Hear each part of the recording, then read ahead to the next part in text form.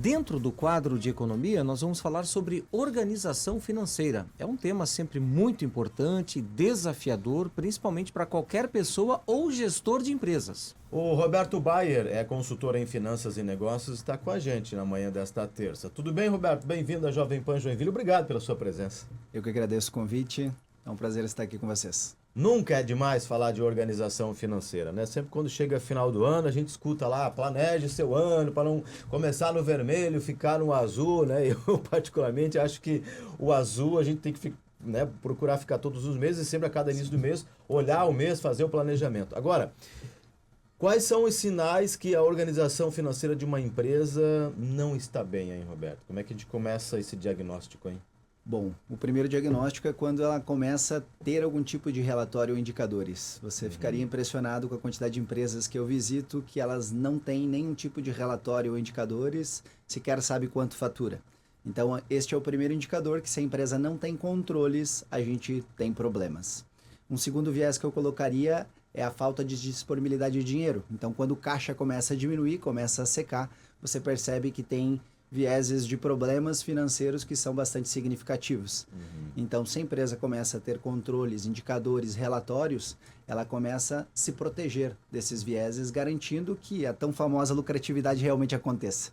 Roberto, e pela tua experiência, né, você que já tem anos já nessa área, o que você mais atribui esse tipo de situação de uma empresa? É a desorganização mesmo? É a falta de planejamento? O que é?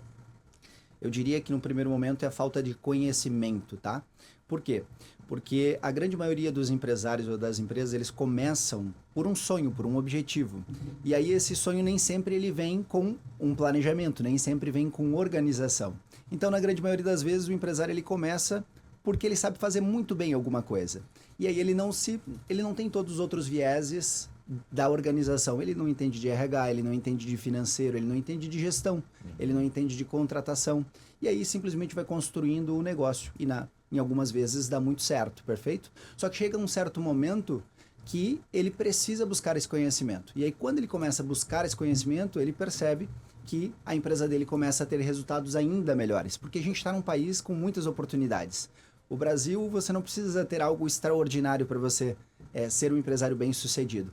Aí que vem a grande questão com relação à minha profissão, por exemplo, que é o consultor financeiro. Nós entramos dentro da empresa para ajudar nesta organização, a criar, a trazer o que as grandes empresas têm em termos de relatórios, de informações, de gestão, para dentro da pequena empresa, por exemplo, da média empresa. E dessa forma o empresário consegue realmente entender como fazer uma gestão assertiva. Por exemplo, ele tem lá, por exemplo, 100 itens para vender. Se eu chego lá e, por exemplo, pergunto para ele qual que é o item que você vende que é mais lucrativo. Na grande maioria das vezes ele não sabe. Tá? E aí, na grande maioria das vezes, quando eu vou perguntar, por exemplo, de precificação, ele diz, por exemplo, eu tenho 100% de lucro. Por quê? Porque eu comprei por 10 e vendo por 20. Então, isso é um grande problema. Tá? Essa falta de informação, eu diria que é o grande viés de problema e informações de qualidade, né? Agora, eu já ouvi falar, né, sobre a questão do fluxo de caixa bem definido. O que é um fluxo de caixa bem definido ainda? Perfeito. O fluxo de caixa, ele tem a ver com tudo que você recebeu e pagou ao longo do período, tá? E principalmente o que você vai receber e o que você vai pagar ao longo daquele período, que pode ser diário, pode ser semanal ou pode ser mensal. Empresas que estão com disponibilidade de caixa, ou seja, com caixa mais apertado, eu sempre sugiro que elas tenham um fluxo de caixa diário, ou seja, eu saber exatamente o que eu tenho para pagar e o que eu tenho para receber no dia de hoje, por exemplo. E o que eu tenho para pagar e receber ao longo da semana e o que eu tenho para pagar e receber ao longo do mês. Dessa forma eu consigo me proteger de desencaixes de contas.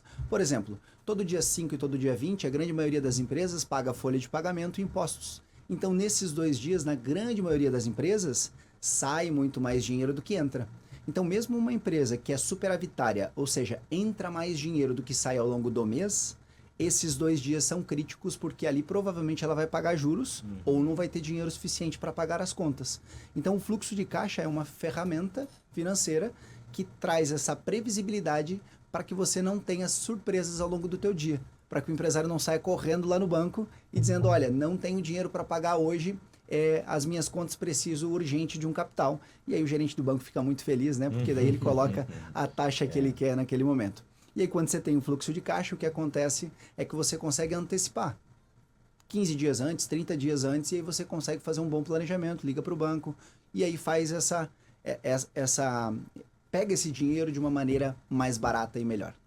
Ô, Roberto, e conhecimento em ferramentas digitais, até que ponto tu acha que pode ajudar para que o empresário, né, para que o empresariado possa realmente trazer essas ferramentas digitais para o seu lado e dizer, não, ó, eu preciso disso aqui e isso aqui vai me ajudar? Olha, eu prefiro muito mais que o empresário tenha informações do que não tenha informações. De novo, eu chego em muitas empresas, isso que a gente está numa região benquista, muito bem estruturada, eu diria assim, né? Tem outras regiões do Brasil que são muito mais, com menos conhecimento que nós, por exemplo, aqui na região de Joinville e Santa Catarina. Então, se o empresário já tem registros, já é muito positivo. E hoje a gente tem boas empresas, inclusive de Joinville e região, que trazem ferramentas incríveis e relatórios muito bons. Então, eu diria que sim, as ferramentas digitais ela ajuda muito na gestão financeira, entregando gráficos, entregando informações, porque com boas informações você faz boa gestão. Com boas informações você toma boas decisões e aí você tem uma empresa realmente lucrativa.